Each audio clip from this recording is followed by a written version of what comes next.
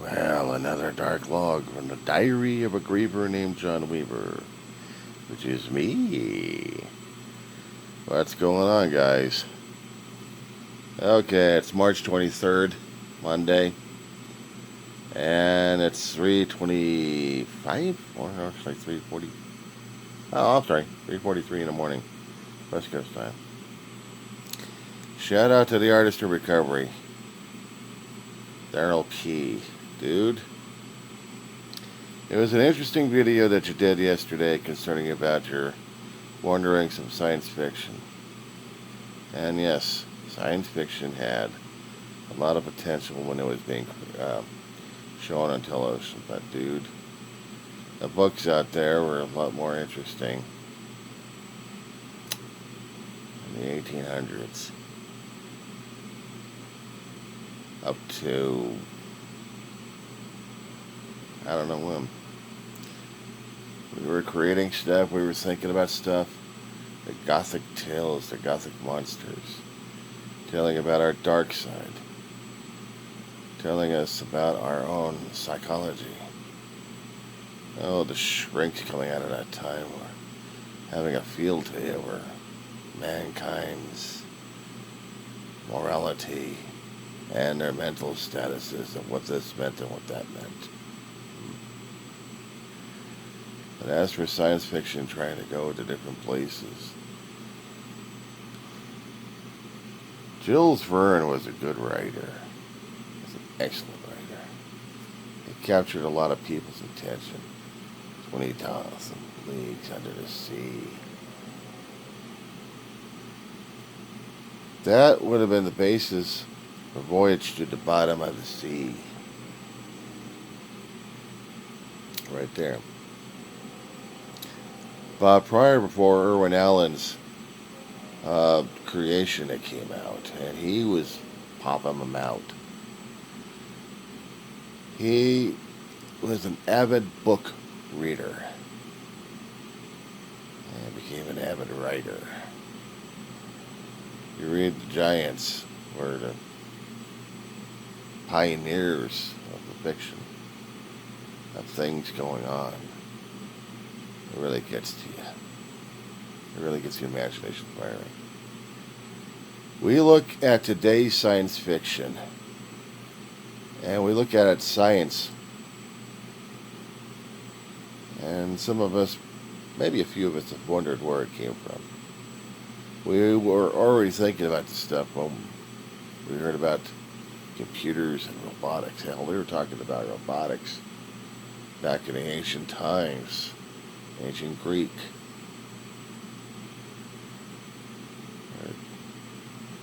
Somebody was trying to make up the blueprints for that, if I'm not mistaken. But as for the computers, well, we had, what, Chinese doing the abacus? A few others trying to make a robot or two. Why, just mechanics only? Yeah.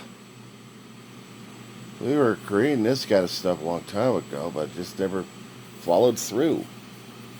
Only that when we were doing the World War II, if I'm not mistaken,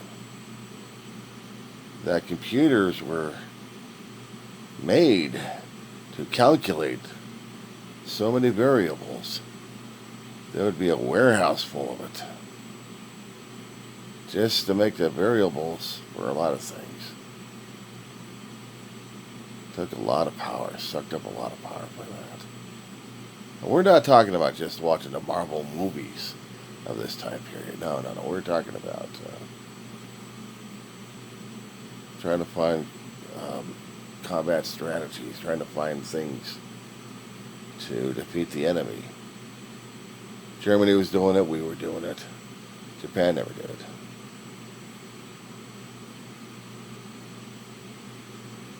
And in this kind of technological age, we're getting into cyberpunk. What would happen if the robots did this or robots did that? There must have been about amazing stories, 1920s or 1930s, that were coming out in the magazines and the pop a small paperback series, shove in your pocket. Murder mysteries, noir writing, a lot of literature that was coming out that the writers were going crazy over imagination. And they had the beginning writers' shoulders to stand upon, which was back in the late 1800s. And that built upon the momentum that we'd seen with a lot of monster movies that we've been watching on the television screens and movie theaters, and seeing how the cheesy effects were like. I mean, compared to now, back then, I think they were a lot cuter. Oh yeah, a lot more.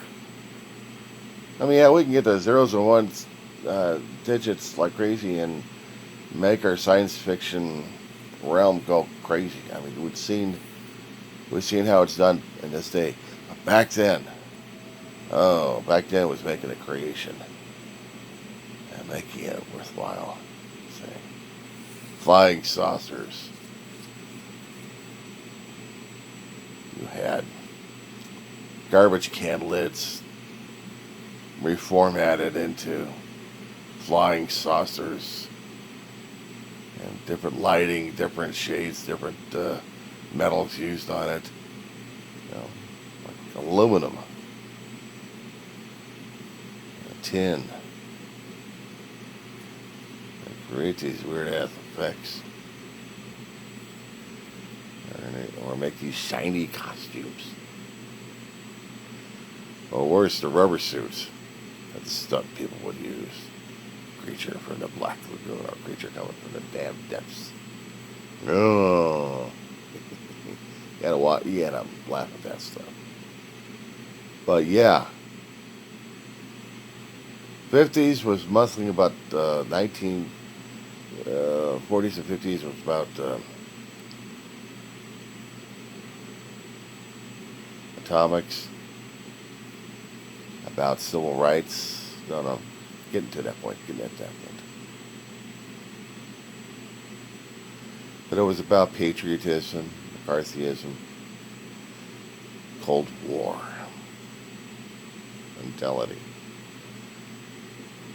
But in the 60s, we were getting more and more into civil rights and how people were being disparaged left and right. Writers like Asimov, he wrote about technical stuff. But Gene Roddenberry, the living legend in this time period, growing up in the civil rights era where he was seeing a lot of disparity, and he wanted to write something about cattle wagon train to the stars, mixed in with Captain Horatio Hornblower. Captain Horatio Hornblower, dude. The British creation for naval battles and personal triumphs. That series would fire us because of adventures he would have with the countries fighting against each other. And the character of Hornblower, was British. He's fighting for Great Britain, or England at the time, not Great Britain, but England at the time. Fighting against the French, fighting against the Spanish. But the writer who created all of this, oh God, I'm going to get myself kicked out of this. As soon as I figure this one out, I know the writer. I just can't put him out. It's on the tip of my tongue. And he died when he was finishing his last episode, his book, Incomplete. It sucked that he died in mid-stride. But his adventures brought a lot of imagination to the writers of that time period of the 1960s and 50s. 50s, we're trying to deal with the Cold War. At the 60s to the 70s, we're dealing with dealing with the cultural. And yes, Roddenberry was trying to bring out a lot of things that the censors would not talk about or allow to be talked about. Rod Serling, back in the late 50s to the 60s, he was making his shows at wild limits out there, but we also had the Twilight Zone of Rod Serling's. And he was also making his own splash out there about human rights and cultural differences and what he thought was right and wrong. It's these guys that there's other writers that build on top of them that tried to come up with the other stuff. The cyberpunk, the computers, the robots, of what their existence would be. Imagine Asimov. He wrote robot series. He was a scientist in his own right. He had doctorates. And he used his mathematics and mechanical knowledge to create the worlds and the books that we're seeing now on streaming. The Foundation series about a galactic empire decaying and has to go through a social collapse predicted by a character named Harry Seldon. And Harry Seldon created the thing called psychohistory, all coming out of Isaac Asimov's brain. Ray Bradbury thought of the other weird science fiction stuff like the Martian Chronicles. What it would have been like if we actually landed on Mars, and how would it have been like. Also created in the 1950s, 60s, of the of the Cold War era. But the Foundation series was also created during that time. And Asimov was writing even robot books, to the point where he had successors to continue his work of robots and foundations and other things. And I remember reading a lot of that material.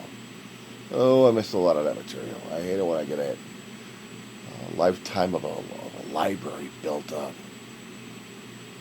and then life and fate distributes that wealth of literature knowledge throughout the universe. Damn. I grew up a sci-fi geek. I grew up with a book in my hand. Every time I kept going traveling with my family as a kid, I always had to be a book in the back pocket. I got bored, I read. I read Star Trek books. I'd read sci-fi books. I read Terry Brooks of Dungeons and Dragons and Future Earth and magic swords and magic elves and different creatures. The Shannara legacy they had. Oh my God, I read it.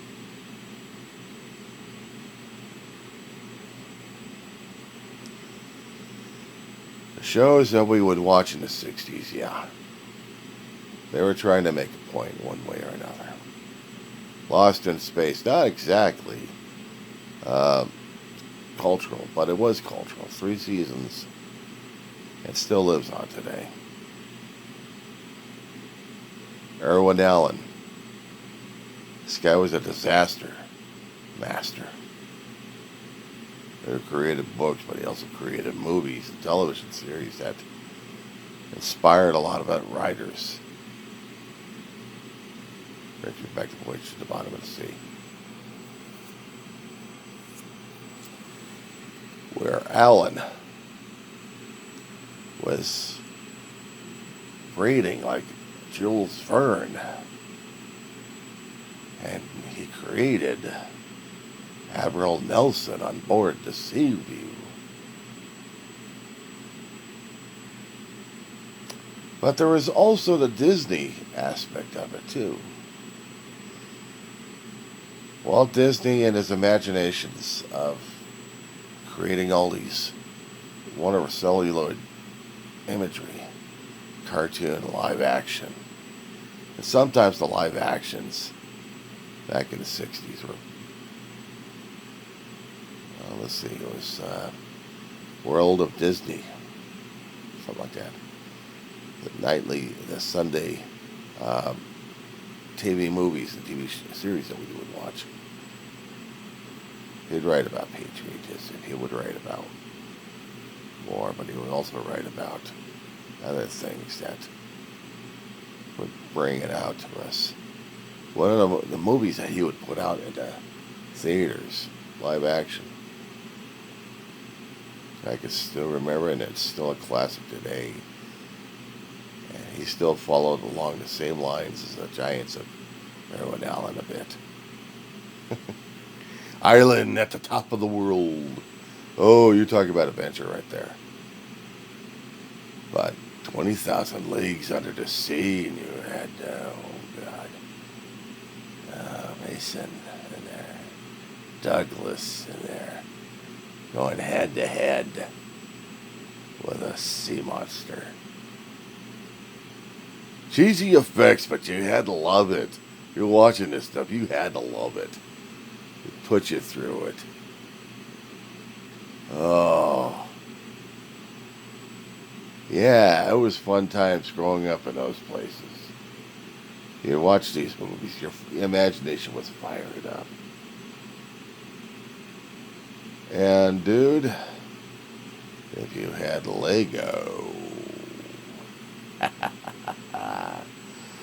if I only had my imagination and my creativity working through my fingers, and they're not working so well. Neuropathy sucks. But a long time ago, I was one of those amateur builders, creating imagination, fired by imagination from other writers, other dreamers. I grew up a Trekkie, but it was more than just being a fan of a sci-fi show. I was a fan of a genre, an ideology, of a level of thinking, of imagineering, of, yes, thinking of civil rights and of human rights. But adventure is like Hornblower. I didn't get into Hornblower until I was about in my 20s or 30s, and I got into the books.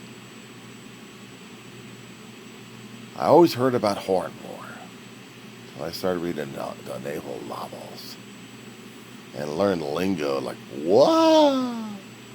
Blew my mind back then. I had to tie a knot. Not to get seasick on a boat. It made me learn how to tie knots. I tried to do that when I was a kid. I've been in a few classes. I've been in the Scouts, the Weevillows. I even took a summertime church school studies. And we learned many things in there, including how to sail a boat. In order to sail a boat, you had no knots, and you had no terminology. North side, starboard side, keel, reef, many things. My mind was open. My mind was open back then. I'm seeing today that minds are not open. They are polarized. We talked about the 50s and 60s and maybe the 70s trying to bring us into different areas of science fiction. It just keeps mutating into different things altogether, dude. And yes, voyeurism seems to be the thing for people to watch on streaming services. I am not into voyeurism. Exploration, I still am. But I also think about the war situations that we have and politics that keeps screwing things over. And how politics back then was described. And compared to now, it's the same. It's the same thing. What they wrote about politics a long time ago in ancient tombs and ancient works is still the same damn shit we're dealing with these days. Science fiction can wrap around it or be strangled by it.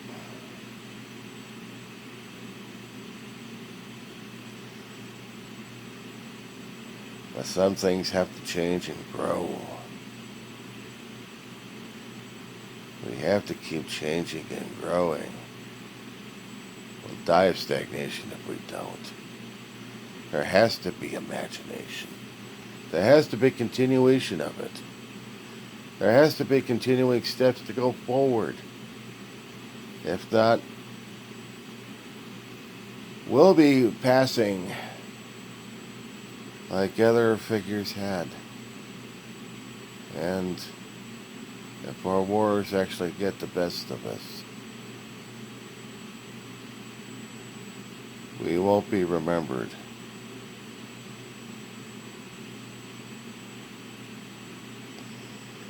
Some of the stories that we got terrified of,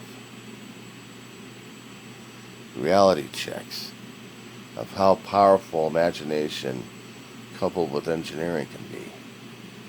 We made books, magazines, films, televisions, shows to remind us of the potential, both good and bad. What we could be, what we're afraid to be, what we shouldn't have to go into, what we had to face.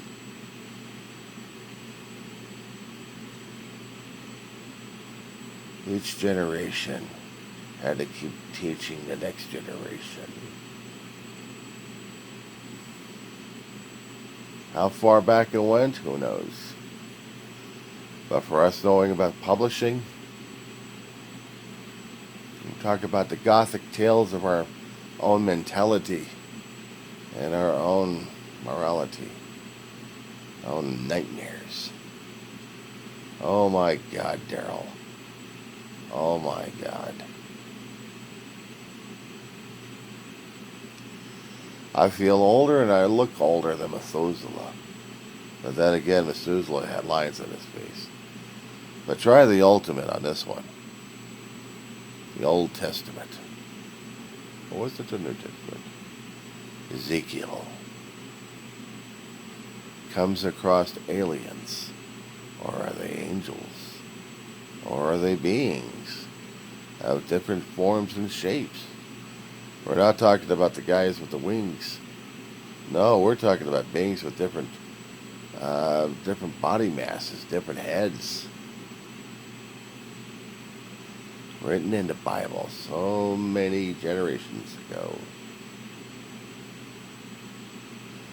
As I grab you for imagination. And that being said, live long and prosper, my friend.